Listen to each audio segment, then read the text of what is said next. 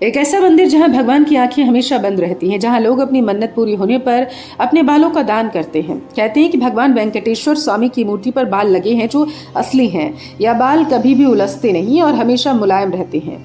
श्री वेंकटेश्वर स्वामी मंदिर में एक दिया हमेशा जलता है। सबसे चौंकाने वाली बात यह कि इस दीपक में कभी भी तेल या घी नहीं डाला जाता। यहाँ तक कि अभी पता है कि दीपक को सबसे पहले किसने कब प्रज्वलित किया। लगभग 300 साल पुराना ये मंदिर है, लेकिन दीपक किसने प्रज्वलित किया इसकी जानकारी नहीं। ख्याति ऐसी कि विश्व के हर कोने से यहाँ लोग दर्शन के लिए आते हैं। हर रोज 3 लाख से ज्यादा लड्डू बनते हैं यहाँ पर, और इन लड्डुओं को भगवान वेंकटेश को तो भोग लगाया ही जाता है। साथ ही मंदिर आने वाले भक्तों को भी प्रसाद के रूप में ये लड्डू दिया जाता है। इन्हीं लड्डुओं में गाय की चर्बी, मछली का तेल के साथ अन्य चीजों की मिलावट होने का दावा किया गया। लेकिन ये मिलावट की किसने?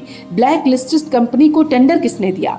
किसने हिंदुओं की आस्था के साथ खिलवाड़ किया? आइए जरा विस्तार से जानते हैं। पहले भी उठे लड्डुओं की गुणवत्ता पर सवाल। विश्व प्रसिद्ध तिरुपति मंदिर के प्रसाद में लड्डुओं में बीफ, फिश ऑयल और जानवरों की चर्बी के इस्तेमाल का खुलासा हुआ, जिसके बाद आंध्र प्रदेश की सियासत में उबाल है। भगवान तिरुपति के प्रसाद को लेकर भक्तों में काफी आक्रोश। वो आरोपी के खिलाफ कार्रवाई की मांग कर रहे हैं। उधर मुख्यमंत्री चंद्रबाबू नायडू के आरोप से राजनीति गर्मा गई। कांग्रेस बेबुनियाद आरोप लगाने का दावा कर रही तो उधर सीबीआई जांच कराने की भी मांग की गई। इस बीच कई न्यूज़पेपर्स में खबर ये निकली कि ये कोई पहला मामला नहीं। इससे पहले भी सन 1984 में ऐसा ही एक मामला सामने आया था, जब दावा किया गया था कि भगवान तिरुपति के लड्डू में मिलावट है। लेकिन उसके बाद सरकार बदली, मामला ठंडे बस्ते में चला गया।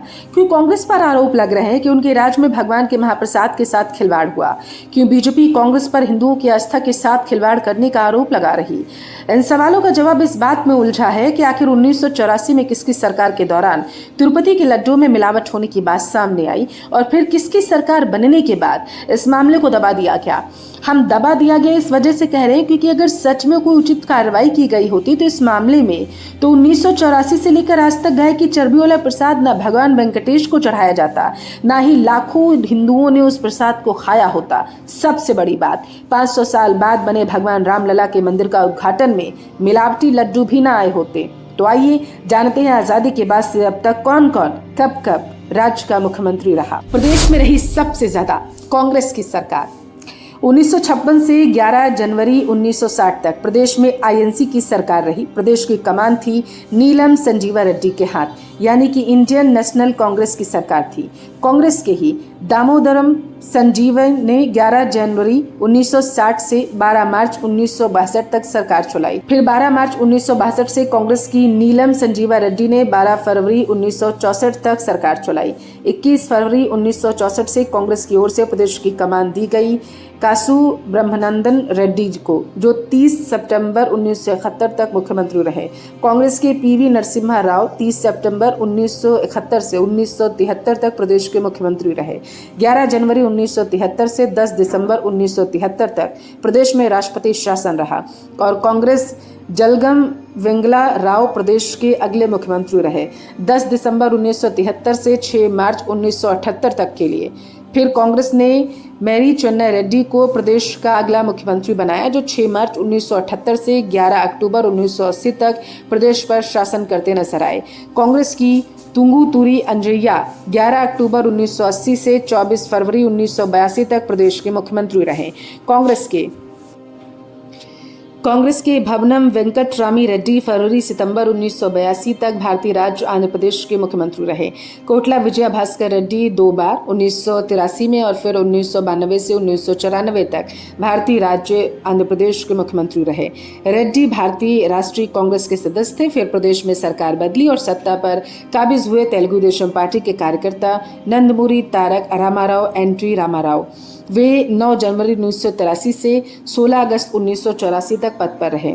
16 अगस्त 1984 से 16 सितंबर 1984 तक तेलुगु देशम पार्टी की ओर से मुख्यमंत्री रहे। फिर एनटी रामाराव 16 सितंबर 1984 से 1989 तक राज्य के मुख्यमंत्री बने रहे।